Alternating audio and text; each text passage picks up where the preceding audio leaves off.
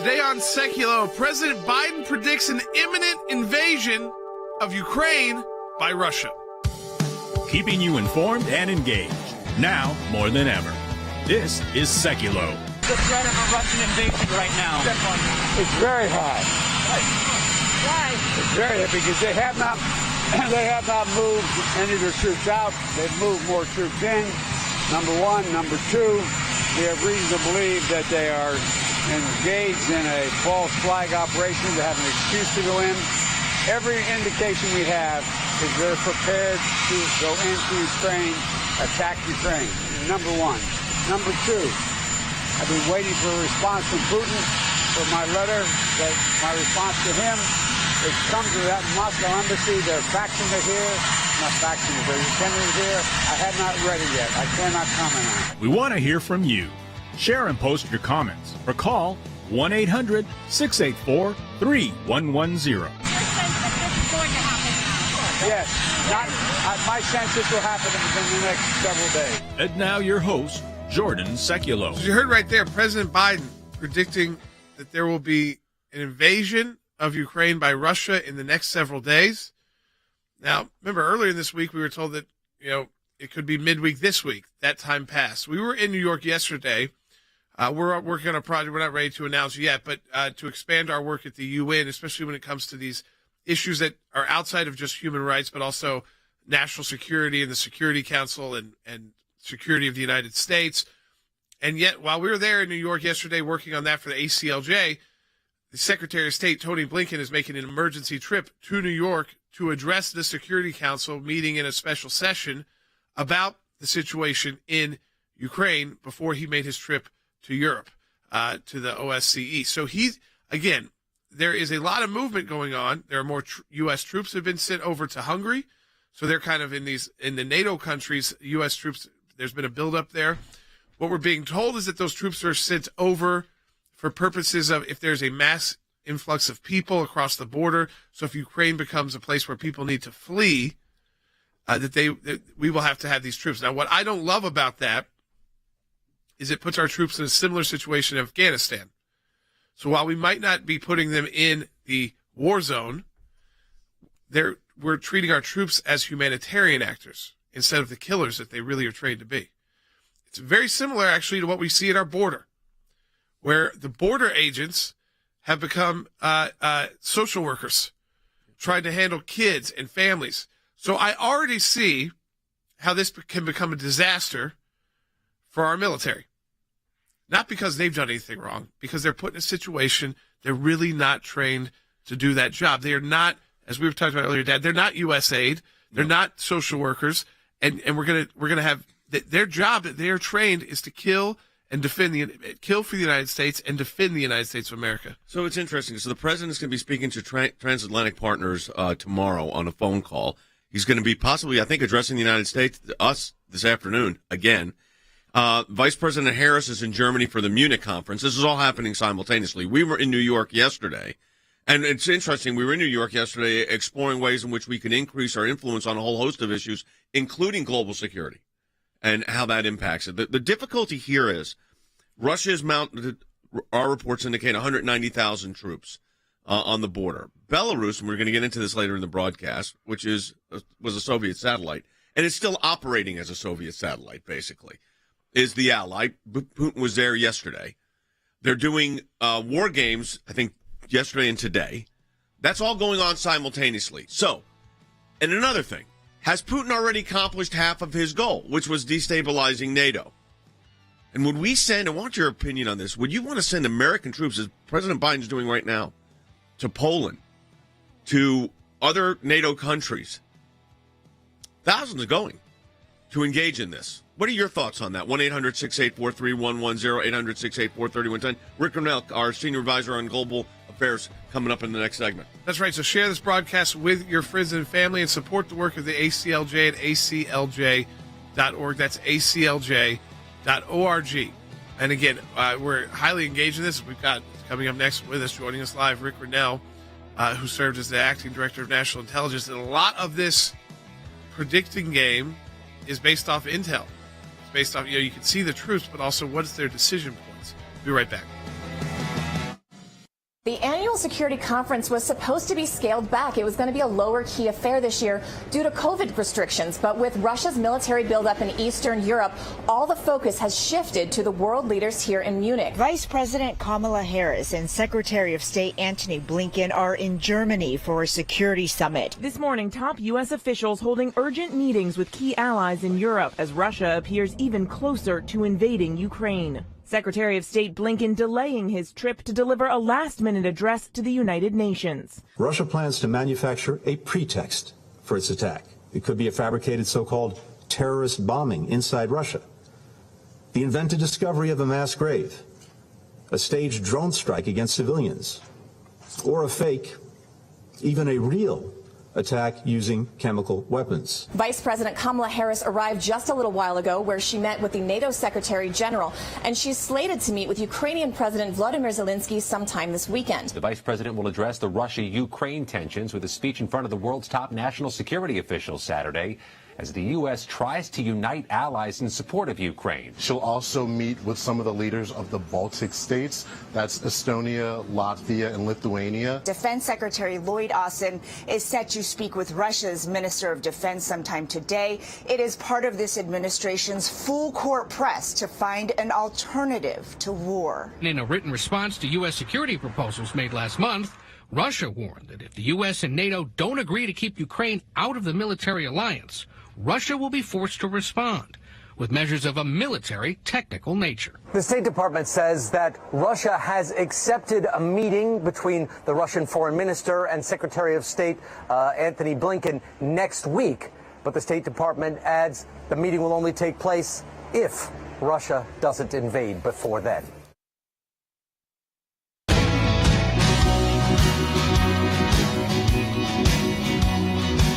All right, welcome back to Sekulow. We're joined now by our senior counsel for global affairs, the former acting director of national intelligence and ambassador to Germany, Rick Rennell. Rick, I mean, we have been back and forth with this now for weeks.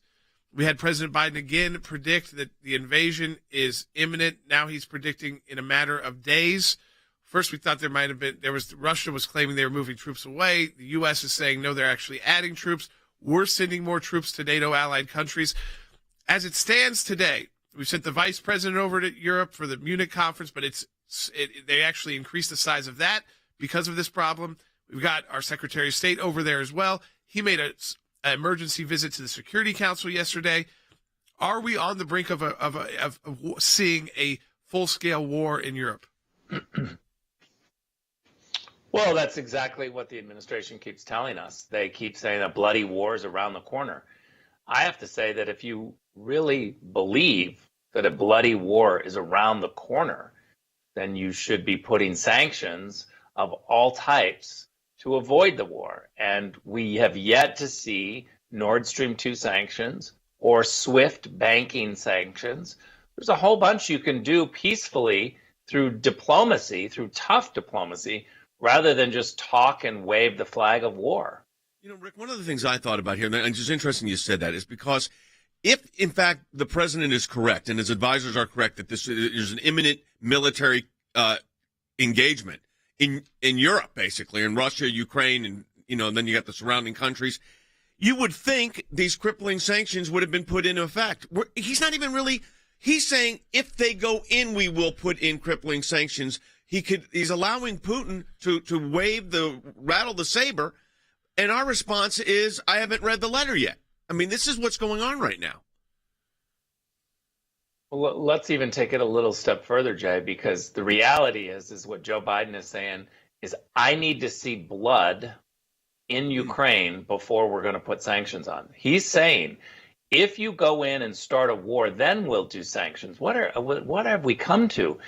I am of this nature that we should have diplomats doing everything we can to avoid war. Why are we just defaulting to the Pentagon and troops on the ground in Europe? Why are we not allowing the State Department and others to peacefully put a squeeze on the Russians? The Russians have a pipeline of influence and money. That money through the Nord Stream 2 pipeline is paying for all of this offensive measures that are happening in Ukraine. You want to stop the offensive measures. You want to stop the Russians and Putin from bullying Ukraine. Put sanctions on the pipeline. What are we waiting for? Well, I didn't mean to jump in there, Jordan, on you, but you were the ambassador to Germany for the United States. The Germans are, of course, notably silent in a lot of this. How does that play into this whole situation? Look, Jay, I think that what President Trump did to try to get the Germans to pay their fair share of 2% of their GDP towards NATO and military equipment and issues was the right approach. We certainly were successful in some ways. We got the Germans to increase. They're roughly at 1.5% right now. That's not enough. They are undermining NATO. You want to talk about making NATO irrelevant? Allow members to continue to ignore the 2% obligation and undercut it. Look, I'm at the point where I think any country who is a member of NATO, who is not paying their NATO obligations, should have their vote taken away. Why are they going to be making decisions about the future of NATO or about what NATO should be doing if they're undermining NATO by not paying their fair share? There's precedent for this. The United States was under this pressure when we were behind on our dues at the UN.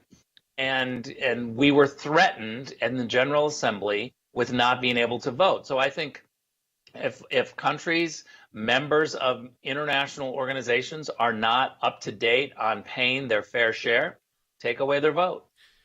Well, it makes me nervous, too, as an American, Rick, and as for our military. While we get this pledge from the administration that they're not going to be put in a direct war, in Ukraine. They're not being inside Ukraine to fight Russia. They're being put in all these places that the Biden administration is telling us there's going to be mass influx of people. And we're treating our military actors, who really are trained to kill and defend, as humanitarian workers. And we saw the difficulties in Afghanistan with that.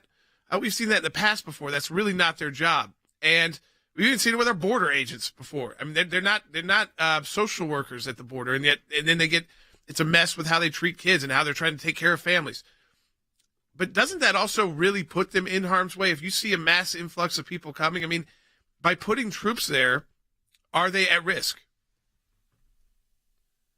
Look, I think that the solution is having diplomats who know how to negotiate, brave diplomats who have, muscle to be able to creatively find solutions before we get to war. The Pentagon famously does not negotiate. They actually go in and finish the job. And so I think it is dangerous, but we have diplomats who signed up for the Foreign Service, and we should train them. They should be equipped to go into dangerous situations, crises around the world, and try to solve them diplomatically. It's a lot cheaper, by the way, to send in the State Department than it is to send in the military. So Rick, yesterday Jordan and I were in with some of our team members in New York, actually in New York City, looking at ways in which we can expand our influence on a lot of issues, including these.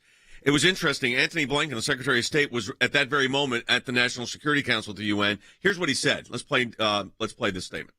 Now, I'm mindful that some have called into question our information, recalling previous instances where intelligence ultimately did not bear out. But let me be clear. I am here today not to start a war, but to prevent one. So this is interesting rhetoric, but we're not doing anything preemptively other than saying it's going to be bad if he does this. If he starts a war in Ukraine, it's going to be bad. We're going to be really tough. Yeah. Go ahead, Rick. It's going to be bloody. There's blood coming. But guess what? We're not trying to do the things to avoid it. Put sanctions on the Nord Stream 2 pipeline. It's pretty basic. Will you explain the SWIFT sanctions? If we put sanctions on so our audience understands what that means financially to Russia? So SWIFT banking sanctions are the sanctions that countries use internationally, the SWIFT system. So by putting sanctions on the Russians, they wouldn't have access to the international banking system. They wouldn't be able to use the codes in order to transfer money or participate in international commerce. That would be crippling to their economy. So you could either do SWIFT banking sanctions, on the Russians, or you could do the pipeline, or you could do both to really maximize. Yeah, we're very familiar with that because we've got international efforts. We use those banking systems, we have the wire systems, and yeah, if you have a problem there, and you've got to contact banks, I mean, you cannot move money. The money is done. I mean, it's pretty simple. I mean, it doesn't take a ton of steps. If your codes aren't working, you're not allowed to utilize it from your end or the other end. The money is gone. To say all this too, Rick, this rattling for war.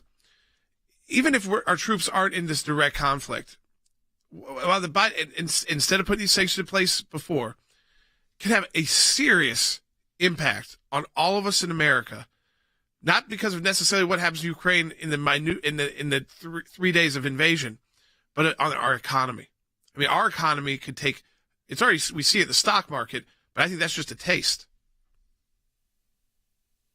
Look, I think there's plenty of warnings where we should be very cautious in using diplomacy right now, and we just aren't. I don't understand why the State Department has been shoved aside. I will say this. We cannot talk about what's happening in Ukraine and the Biden response to it without talking about Afghanistan, because I believe that the disastrous withdrawal and the embarrassment on the world stage, which really frightened our allies and others. I think that what's happening with the Biden team right now is they're scrambling to swing the pendulum back to pretend like they're tough and to be able to have this, we're going to stand up to the Russians who are marching to war. It's a way to cover their failures in Afghanistan. And I would argue that they're only emphasizing the emotional aspect of the policy. It was emotional in Afghanistan, and now they're overly aggressive with, pretending like we're going to war, and yet the Ukrainians certainly aren't saying, hey, come help us stave off a war. They're trying to say, as the president of Ukraine said, your policy isn't working. You're not deterring Russia, and you're killing our economy. Rick, as always, we appreciate all of your insight. Rick Grinnell, who's our senior counsel for global affairs, for foreign policy and national security. And again, that insight, if we really wanted to prevent war, there would be steps we'd be taking right now to do so that don't include our troops, don't include bloodshed, don't include harm's way. I also want to say that to get the insight that Rick Grinnell offers our audience and viewers is because of your support for the American Center for Law and Justice, as was the case when Jordan and I were in New York yesterday. ACLJ.org. ACLJ.org. We want to take your calls at 800-684-3110. What do you think about all of this? You want U.S. troops involved? 800-684-3110. In my time in service, both as the CIA director and as Secretary of State, I watched the good work that the ACLJ was doing here in the States and all across the world. The ACLJ's work at the UN, overseas with the European Court of Justice, is incredibly important. We have on our team lawyers, non-lawyers as well, that are policy experts. They're all engaged in foreign policy issues. We have been focused on protecting the nation state of Israel, particularly before the United Nations. We don't shy away from the battles that are going on at the UN and just complain about them. We actually try to go in and do something positive and actually affect change. The risk of a incomplete or unsolid relationship within the United States of America and Israel is real. Israel is very important to the ACLJ, and we will always fight for Israel's rights. We had a series of cases at the European Court of Human Rights, primarily dealing with religious liberty. And as Secretary of State, I saw this too. Nations that had more religious freedom were on firmer footing. They had better democracies. America has always been the world leader in religious liberties, in freedom of conscience, in freedom of speech. We've taken the First Amendment, and that has been our cornerstone. It's to defend the rights of people of faith and others that are having their rights abused. We not only hold our government accountable, but we hold other governments accountable. You have to keep the battle going when it's not cool anymore, when it's not the number one story on TV. You have to actually be committed to finding it out, or else you'll never win. The ACLJ is front and center on this, whether it is going after the deep state, whether it is litigation that we're engaged in. Your support of the ACLJ enables us to do all of this. Go to aclj.org today. That's aclj.org.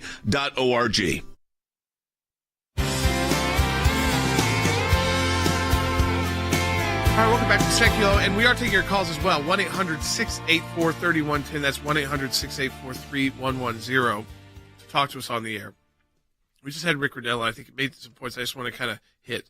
One is that NATO, this idea that if you're not going to pay your fair share and you're not going to really offer up the resources you need to, you shouldn't have a vote on how NATO acts. Two, that if the Biden administration, which we have President Biden. Can we play that Biden saying he believes this war is happening within days? He said it again yesterday. Let's play it. Yes. My sense this will happen within the next several days. That if you really believe that and you wanted to prevent a war, people getting killed, cities being major, international cities being overrun, that you would put in really tough sanctions. It might hurt everybody. It might hurt everybody's economy short term. Now, the number two in our embassy was thrown out by the Russians. Yes, but if you really believed that this kind of war, which would have crippling impacts on economies all over the world, because war in Europe would just do that. It doesn't matter if Ukraine's economy isn't that tied to the U.S. War in Europe will hurt our economy.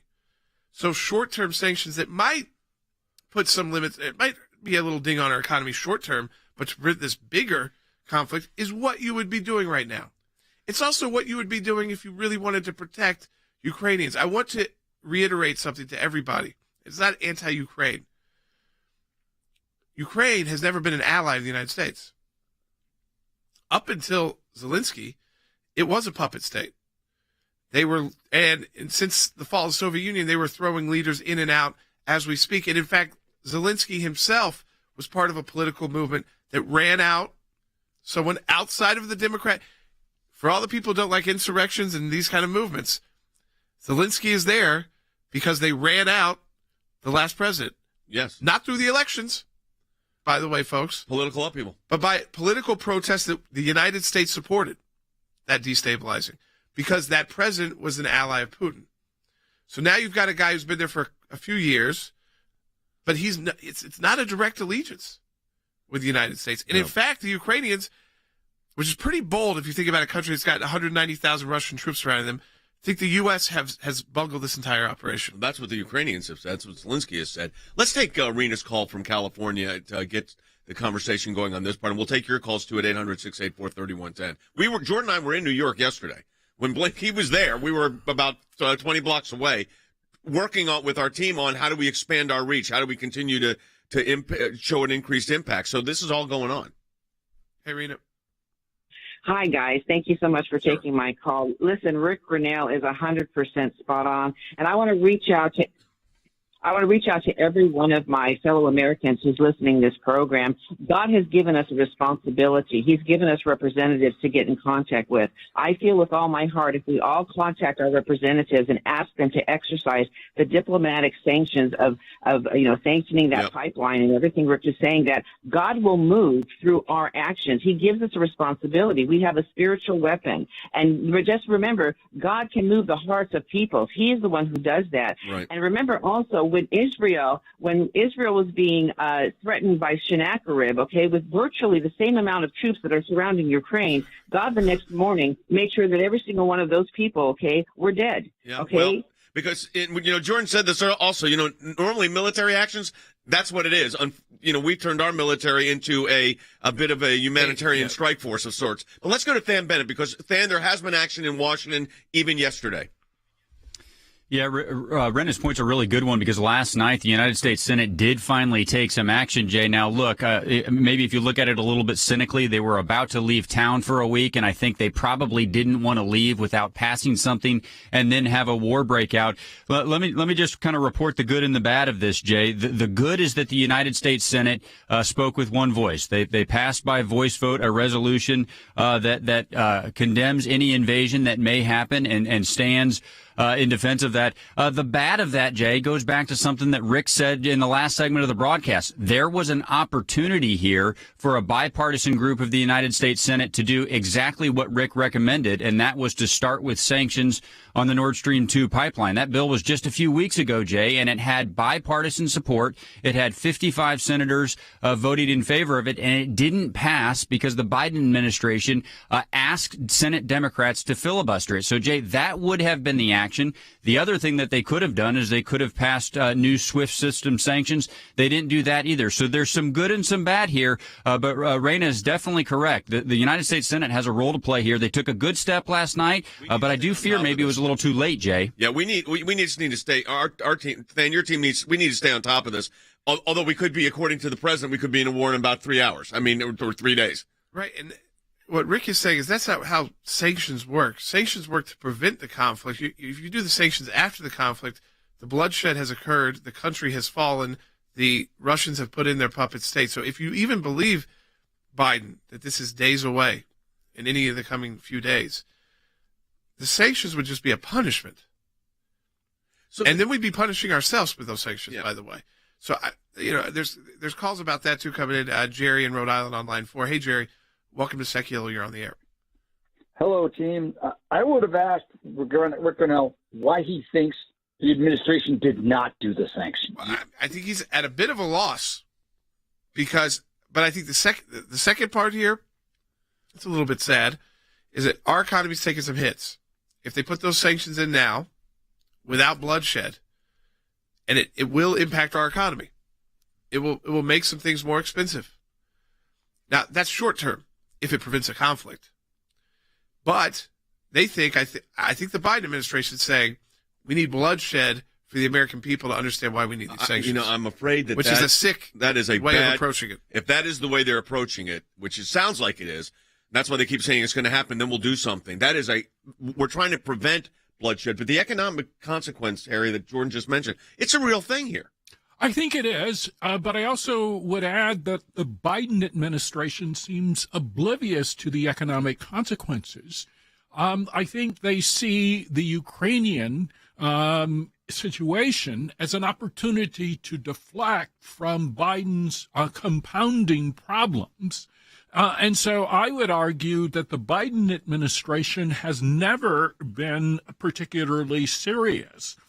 So if you look at the war in Afghanistan and the chaotic withdrawal, if you look at the issue of inflation, if you look at America's southern border, if you look at the inability of the Biden administration to muster real support for the nation state of Israel, I think at each and every turn, the Biden administration has dropped the ball. So if an invasion of Ukraine is imminent, as Biden says again and again, why hasn't he imposed sanctions now? I think the answer is Biden wants blood first in order to deflect attention from his own problems. Which is, Jordan, exactly what you said. I mean, is that because that's the only way they think they can get the American people to understand that these sanctions have consequences? When we come back from the break, we're going to talk about Ukraine a little bit, too, because it's not exactly what you think it is, and Andy's going to talk a little bit about that. But you think that's what this is? Yeah, I think that our economy is at a kind of weak point right now, and so with inflation, those issues, and they know that if you put the sanctions in place early to prevent war, and people don't ever see any people being killed, and there's not bloodshed, they say, why did you put sanctions on these things that made my natural gas more expensive, or oil more expensive, and gasoline at the pump more expensive? Instead of explaining to the American people, this is a short term, so that long term we're not dealing with an economic collapse because there's massive war in Europe. Be right back. Second half hour coming up with Sekulow. Because of your support, because of the support of every member of the ACLJ, one of the practice areas that we've been able to develop is Freedom of Information Act requests, or FOIA requests. It's thousands of pages of paper, and in those thousands of pages of paper, you usually find a nugget. Government agencies acting out of control. We have exposed that in our FOIA litigation, and we do that every day that we bring these cases. It is your statutory right as an American citizen to have access to documents that reveal how the government is functioning, how your government is functioning. We took it to the IRS. No one ever does that. What the IRS was doing was violating the Constitution and statutory law. They can't do what they were doing before. They've been hiding behind in the shadows. These FOIAs bring them to light. How do we know? Because our FOIA litigation got that document. Those of you that support the ACLJ, this is what it's all about at the end of the day. Think we haven't been on this, folks? We've been on it. Keeping you informed and engaged, now more than ever. This is Sekulow. And now your host, Jordan Sekulow. So, you've got President Biden addressing the nation this afternoon. Again. He's said that he believes that the invasion of Ukraine will happen in the next few days. The Vice President, Kamala Harris, is in Europe at the Imminent conference, which has been expanded because of the crisis and the potential conflict that the U.S. is saying is imminent.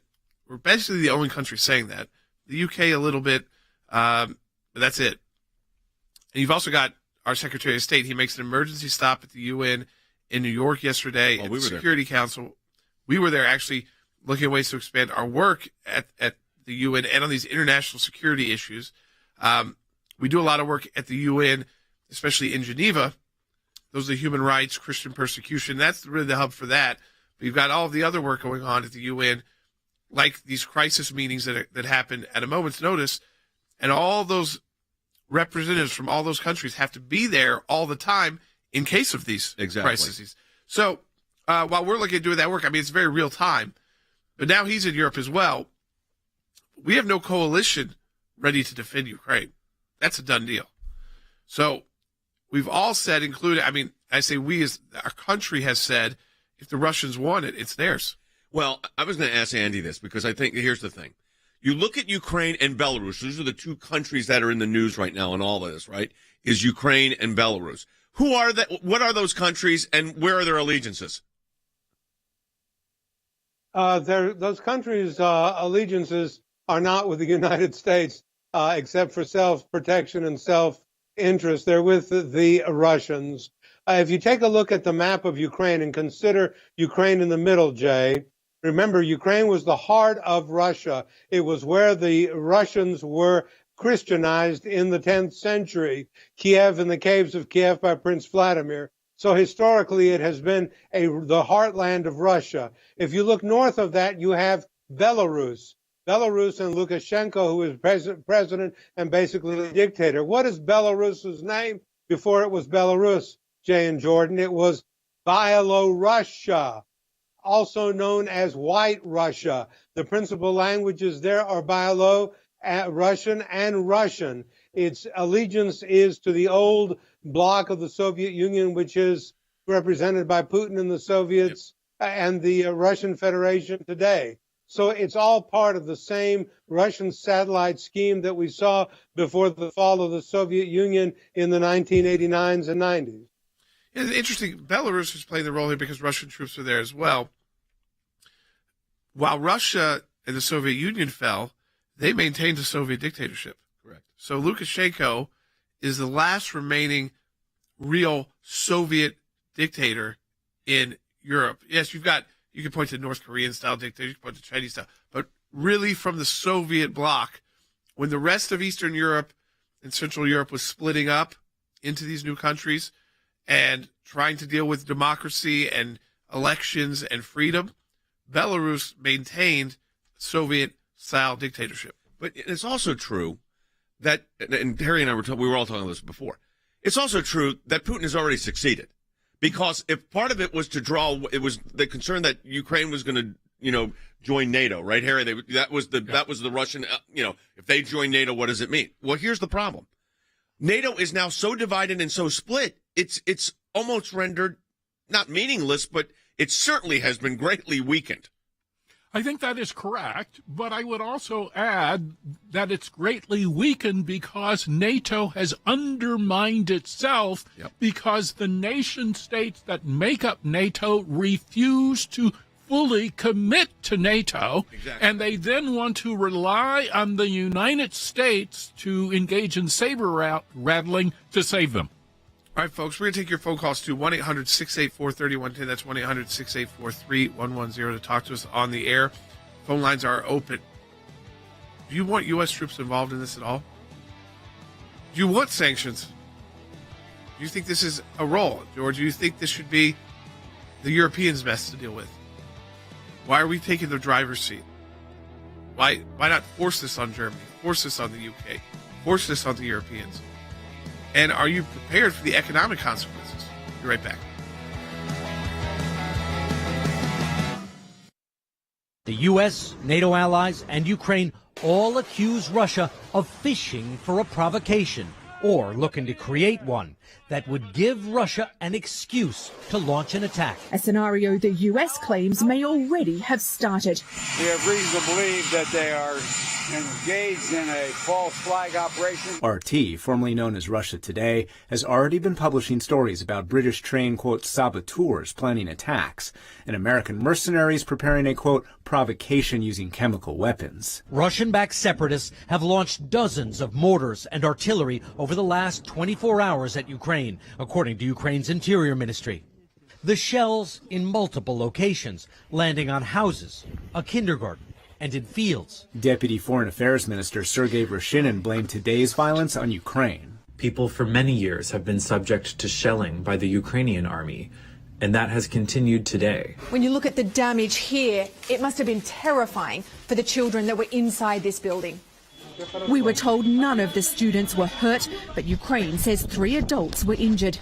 Ukrainian soldiers showed us where they said another artillery shell hit in the playground. There were no children here at the time. Yeah, they all were inside building on the second floor. Children in these areas of Ukraine learn things a little differently to kids in schools in the US. Take a look at this sign, for example. Here, students learn about things that they shouldn't be touching if they find them outside, for example. And these boards right here teach the children what to do if the bombs start falling. Ukraine accused Russia of using the separatists it controls to provoke the Ukrainian military into responding with force, and thereby giving Russia an excuse to send its troops across the border.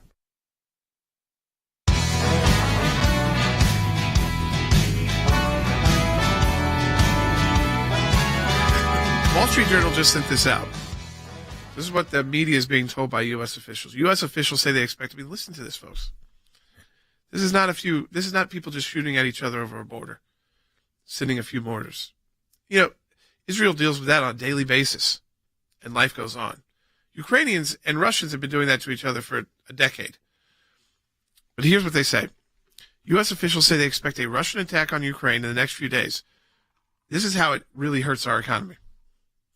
That can involve a broad combination: fighter jets, tanks, ballistic missiles, cyber attacks, with the ultimate intention of rendering the country's leadership powerless. A full-on war invasion. Fighter jets drop bombs on cities. They take the airspace. Ballistic missiles take down city blocks. Right. This is the equivalent. What they're predicting is the equivalent of how the U.S. went into Baghdad. No, exactly. So Colonel Wes Smith is with us on the phone. And Colonel Smith, the reports are, at least the U.S. intelligence, saying 190,000 troops between Belarus and the border of Russia, Ukraine. So Belarus, of course, also, as Andy said, bordering Ukraine, and of course Russia does as well. What does that mean? What's the significance of that number, if that number is actually correct? Well, the significance of the number is that is enough to launch an initial invasion. If there's an insurgency by the Ukrainians, it could be a long, protracted, bloody war for Russia. But that is enough to go ahead and start an invasion. And it's not just the number of troops; it's the type of equipment. They have artillery, they have armor, they have armored personnel carriers that we know that are there. This is not just the number of troops, but the type of troops and the type of weapons to go ahead and to go in. Plus, the ground is pretty well frozen solid in Ukraine now, which makes these tracked vehicles very maneuverable. And Ukraine is surrounded on 3 sides. That Russia has troops in Crimea on their southern border. They have troops on the Russian border in the east, and now Belarus to the north. So it does look ominous. I'm a little mystified like you are, Jay. Why is President Biden being so public about predicting this when other nations are not? I don't know. And the truth of the matter is, I don't think any of us know. I mean, I'm sure he's basing it on, intelligence calculations he's getting from our U.S. intelligence agencies telling him that this is imminent. I mean, 2 days ago, they were all talking about, not even, it was yesterday, diplomacy, and then in 24 hours, it went from diplomacy to, buckle up, the invasion's about to start. And here's the problem with all of this. I don't think as Americans we realize the impact this would have on us. Economically, we're sending more troops now, Andy, to Poland. And I'm thinking about that. We're sending more troops to Poland. To do what? That's what to do what? And it's part of the NATO alliance, but what are they going to do? Are we going to send American troops in to defend Ukraine and that government? I doubt it. I hope not. I doubt it. I doubt it very seriously, Jay, but you raise a very good question. What is the purpose of strategically sending troops into Poland and doing these sorts of things? Where is the welfare of the United States? Where is the America number one policy that we saw under President Trump? I don't see that here. I see somebody who's simply, the president currently saying there's going to be an imminent invasion. Basically, diplomacy and sanctions are secondary, not very important. Who cares about it? We're not going through the Swiss banking channels. We're not doing anything with oil and gas prices. And so we're simply condescending to let the Russians have their own way in Ukraine and taking the line that was taken by Chamberlain in 1938 with Czechoslovakia, a far-off country of whom we know very little. Yeah, but the idea, Wes, that we would put American troops into battle readiness over this, I think, is really dangerous. A war with Russia makes absolutely no sense. Absolutely does not, and I don't think anyone in their right mind wants that. The troops in Poland and the other NATO bloc countries are there because I think they are very afraid of Putin's aggression, that where would he go next after Ukraine. But in the meantime, what we have to understand is Ukraine has never been an independent nation until 1991. They were always a part of Russia.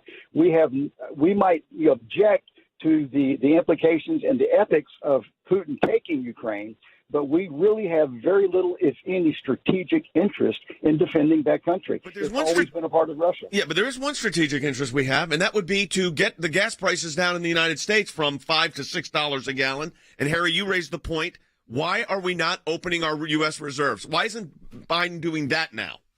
Well, it's puzzling, but Biden, I think most Americans would agree, is a puzzle on so many levels. But why not open? I want an answer to this. Why would you not open up the reserves? I think he's handicapped or perhaps blocked on that effort because of the Green New Deal. Okay, there you go. His progressive flank would oppose it. So even if that would preclude a Russian invasion, he prefers not to inflame tensions on the left with AOC and the other individuals on the left. Let's go to Sonia's call in Maryland online too. Hey, Sonia. Hey, so I really believe there's just a nefarious reason. I believe he's beating the war drum because he wants the war. I believe it's a diversion. They can divert our attention all over except for, the Durham report. We won't think about the Durham report. We won't think about their dismal performance in their jobs because he'll wind us all up and he'll further destabilize our country, which is their goal anyways. Yeah, I mean, what damages any president, any politician the most is what happens in our pocketbooks in America. That's the bottom line. It's what happens in your wallet, spending. It's not good. And the American people's feeling about where it's going isn't good. So I mean, there's that wag the dog situation here where it's like you're banging this war drum for a war you're not even going to be involved in, just because you'd like the world to be distracted by people getting killed. That's not how the U.S. should operate. If we really want to prevent people from engaging in full-scale conflicts, you put the sanctions in place, you take the short-term economic hit, you explain that to the American people, you open up strategic reserves to counter that, and it's short-term. You have a full-on invasion, and watch your stock, watch your 401k. If this is a real war, if this is a war with fighter jets and ballistic missiles in the next few days. Stock market, not pretty. Because it starts sowing doubts about, like you said, where else can Putin go? And I'd ask this question. to the American people right now. Ukraine, one thing. Would you really want U.S. troops fighting a war for Poland? Shouldn't that be Europeans at this point? This is not 1938. We've built them up since World War II so that they can do this themselves, so that we don't have to be the only people putting our troops in harm's way. They have no stomach for it, so let them suffer. Ultimately, if they won't stand up to Putin, then it's their problem. They won't even stand up to Putin with economic sanctions right now. That's what I mean. I mean, that's what we got to be clear here. We're shipping, thousands of troops coming out of Fort Bragg in North Carolina countries to protect who aren't doing Europe, anything. Germany, and Poland, and Hungary. And Andy, they won't defend Hungary. They're not defending themselves. They haven't. They won't even go in favor of economic sanctions. As I've said before on this program, if there is a brigade coming against the Russians being led by the United States, and it seems that there is, then the emperor has no clothes, because if you look behind President Biden, there are no Hungarians, there are no Germans, there's no French. No Poles. Never will be any French. There's no English, there's no Poles. I mean, what are we doing here? Leading the charge against a faraway country, as I've said, of which we know very little, which is not. That's what I'm saying. And we're not willing to put in an economic sanction, but we're willing to ship 8,000 or 10,000 American troops that are going to be dealing with refugees fleeing into Poland, who do not speak English, and who knows what is going to happen. I do know what has happened, though. The stock market fell 600 points yesterday, and as we're on the air, and I hope it rebounds. Okay, it's down 255 right now while we're live. Hopefully it comes back up. But that's just with every time Joe Biden makes these statements. That's what's happening. Yeah, and again, though, he thinks that if a war really starts, you'll be so distracted by watching that on TV that you'll somehow think, well, that's why the economy's down. Instead of, they could have prevented this. Instead of they were already dealing with inflation that had nothing to do with Ukraine or Russia. But now this will just compound those issues. If you were already paying more at the pump, shut off the Russian gas and oil. Because, I mean, won't you have to? At that point, Nord Stream 2 will have to go. And that means gas and oil prices rocket through the roof. Instead of doing a short-term sanction on it, now you have to have a long-term sanction on it because they're shooting ballistic missiles into a country? Is that what he's going to say this afternoon? That's what the Wall Street Journal is reporting that they're saying. I mean, you think about the implications of all this, folks. But this is also one of the reasons why, when we were in New York yesterday, we were thinking, we have the ability, and we've got the team, obviously. You've seen this team. You see them on radio and TV. You hear them on radio and watch us on TV or on the social media platforms every day. We have the teams to influence this in a big way. And when we get back, I want to ask Stan Bennett about what's actually going to happen in Washington on this. We'll also take your phone calls at 800-684-3110. But we were in New York City yesterday with some of our team members discussing this very point. Back with more in a moment.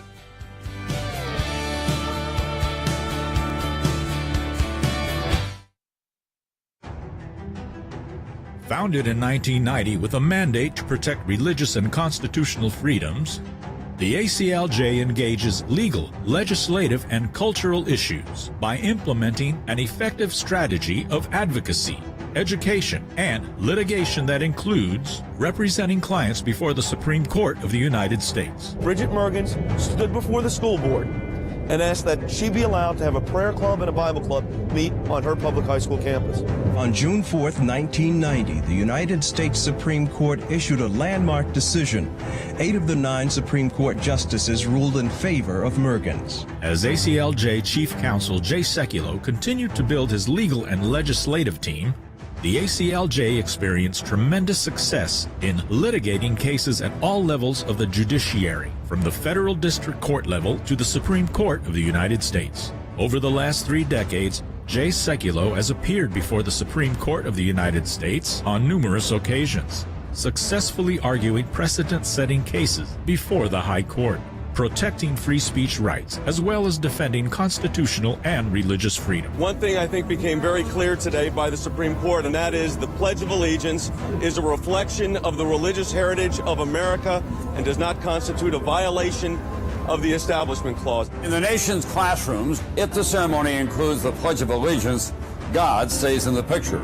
That's the ruling today from the U.S. Supreme Court. We filed in federal court against the Biden administration's employer vaccine mandate. Let me tell you, the ultimate arbiter of this is the Supreme Court. The Supreme Court blocking President Biden's vaccine mandate. The Supreme Court held that when it comes to OSHA, Congress, quote, has not given that agency the power to regulate public health more broadly. We need your help as we continue our litigation to fight for your rights.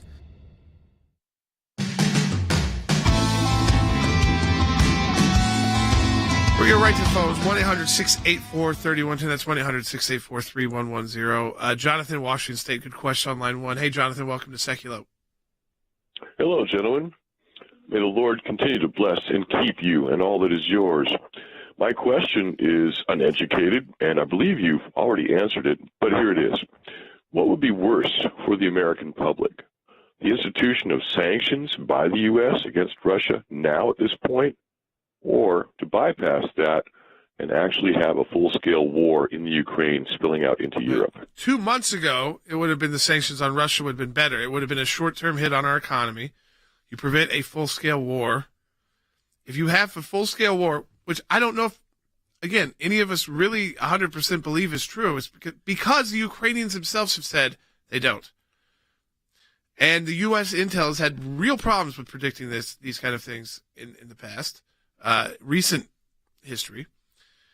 But if you have a full-scale war, take them at their word, that is a much worse impact on the world economy. Because airspace in Europe becomes too dangerous to fly over. Oh, it'd be incredible. And then the sanctions you would have put on gas temporarily in Nord Stream 2 will have to be long-term if they're using ballistic missiles. So, yes, full-on war, much worse for the world economic impact. Much more worse for the world, period. Now, the question is, Stan, in Washington, we got the resolution, the joint statement yesterday. What do you think actually happens here?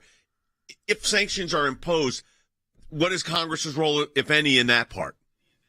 Well, actually, Jonathan's question is the right one on this, and it's the same one that Senate Democrats are asking their president right now, because remember, they passed this resolution last night, Jay, unanimously by voice vote, condemning an invasion by Russia if it happens. They did it after they were briefed by the administration. But to Jordan's point that he just made, after the administration briefed them several weeks ago, they were prepared to pass the sanctions that Jonathan is asking about. So it's almost, I think the perspective inside the Democrat conference is it's probably too late. Yeah. There was a time to do that. We were willing to do it based on briefings from the administration, and the administration opposed them. So what's next, Jay? I think this is a play for the administration. I don't think there's much of a play left for the legislature. So Holly on Facebook asked this: Biden and his administration reversed every good policy and regulation Trump and his administration put into practice, and we're seeing the results. And I'm going to say something here.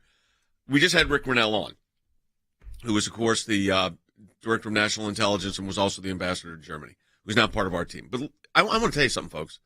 Does anybody out there listening believe that Vladimir Putin would be invading Ukraine if Donald Trump was the president of the United States? With all the issues you want to talk about, does anybody believe that they would be invading Ukraine? We'd be talking about, what did he say? Rockets and ballistic missiles. No, they're scared to death of the United States. And this is the difference between America first. We talk about with Rick and Mike Pompeo all the time. I would rather be feared and hated by the Europeans and the rest of the world than just be their friend. Because see what happens when you're just their coffee partner? You just sip tea with them and try to do deals with Iran on nuclear weapons? Could you imagine They're that not right scared now? of you. So, yeah, it might be that the world complains a lot about the U.S., but what they didn't do was start wars with each other. Yeah, and I look at this, and Andy, from a little bit of history, and world wars have started over things that are, if you study the history of this, World War I, how did it start? We know how it started. And here you've got the United States president saying what this guy's going to do while we are doing not even economic sanctions. And I don't want U.S. troops involved in this, period. There is no good outcome if that happens. Andy? No, there isn't, Jay, whatsoever. We have no business pulling the Europeans' chestnuts out of the fire, especially when they are not willing to defend and support themselves. The Germans do not pay their fair share. They only pay 1.5% of their GDP. In NATO, they're supposed to pay 2%. What are we doing back in the Europe again? We went there in World War I. We lost millions of people's lives, and Americans were lost. We went there in World War II, did the same thing. Now we're going there again over the Ukraine. No reason whatsoever. Impose sanctions. Learn the lessons of history. Do not sacrifice American lives over the boundaries of the Ukraine. Think about your own boundaries and think America first. And we have the nuclear weapons to make the world be afraid of us at every moment. But we had a leader who was able to put off personality-wise, though we had no wars started, and we had no conflicts, terrorism. There was no terrorism in the United States then. There was no Islamic. There has been Islamic terrorism since Joe Biden. Remember what we saw in Texas, the synagogue. International terrorist gets over to the U.S. And again, the idea of fear as a tool instead of this idea that we want to be everybody's friend. Power. I don't want to be everybody's friend. Right? I mean, the idea is we all started really understanding what does it mean by America first? It actually means Ukraine is safe. America first actually means we don't have to worry about World War III. It means we could focus on Ukraine. We could take out the head of the Iranian Revolutionary Guard and destabilize Iran without a major conflict. We can also then spend our attention on how to deal with China, which is unfortunately haven't yet talked about today. Yeah, which we didn't even get into. Let's take another call. Yep. Let's go to Andy in Nebraska on line 3. Hey, Andy. Maybe Andy is not there. Let's go to Sheila in California, line 4. Looks like Sheila dropped as well. Yeah, okay. So we talked about China. You were mentioning China. So the big threat in all of this is still China. Okay, because they've got a military that has significance. They have an economy that has a significance. Like tied directly into the United States. Oh, right. So if we start getting into a tit for tat with China, you're talking about, I mean, if the Ukraine and Russia and that conflict would have massive implications on our economy, imagine conflicts with China when we have to start if we had to start sanctioning business. We can't. We're not at a point probably economically where we can sanction where we have enough independence in our manufacturing to be able to even do anything. So if they're not afraid that you would go nuts on them militarily, which they were under Trump, they thought he might push the button against us. Yep. That's all you have to think. This guy might use it. Look what Donald Trump did when you just have to think when Brunson was in jail, in prison in Turkey. He took down the Turkish two tweets, took down the Turkish economy, and Brunson ended up out of jail. You want to try to get Sheila here? Yeah, Sheila in California. If you're there, welcome to Sekulow. Yes. If we had a full-out war with the Ukrainians, what would be the long-term ramifications for the U.S. after that, besides economic? Well, I think it shows NATO might be done as an institution. It may have failed. You have these mass influx of people. Who are we going to really defend? What are we really there for? If we're not willing to put the sanctions in place before the conflict, we need people to get killed. Sanctions you put in place to prevent people from getting killed. You don't do sanctions if you kill people. Just take that in for a second. Sanctions are put in place as diplomatic, preventative economic measures before people get killed. After people get killed, you have to make the decision if you're going to go in and kill them. And that's really the only option. Yeah, and the problem is you utilize diplomacy as war when you put in sanctions and have some power and force behind it so that you avoid the troops. I don't think the United States has the stomach to put American troops in harm's way over this. And we're going to hear from the president again this afternoon, so if you're hearing us late, there'll be more analysis coming over the weekend and Monday. Have a good weekend, everybody.